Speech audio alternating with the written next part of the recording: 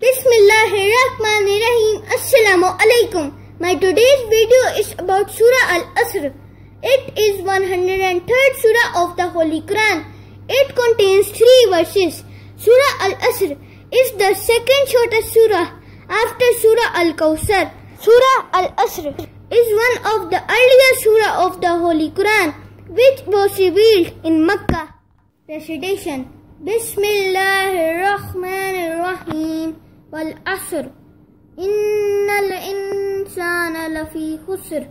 Illa alladhina amanu wa amilu salihati wa tawasaw bil haqqi wa tawasaw bis sabr. English translation.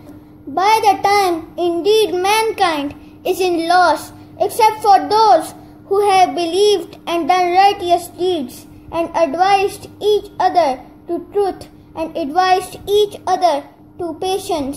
Urdu translation. कसम है ज़माने की, बेशक इंसान खसारे में है, सिवाय उनके जो ईमान लाए और करते रहे नेक अमल और आपस में तलकीन करते रहे हक की और आपस में ताकीद करते रहे सब्र की.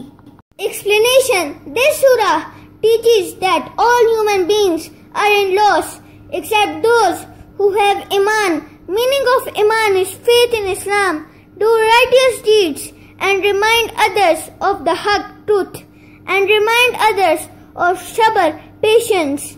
This surah brings one's focus towards 4 basic Islamic ideologies and beliefs which result in attaining a state of rectitude and decency in all issues of life. In this surah, 3 important things mentioned. First, the time from the creation of this universe to the day of judgment. Second, the duration of Prophet Muhammad sallallahu alaihi wasallam. Third, Salatul Asr, prayer of Asr. Whoever recites this surah will have his deeds sealed with patience and will be on the day of judgment on the right track.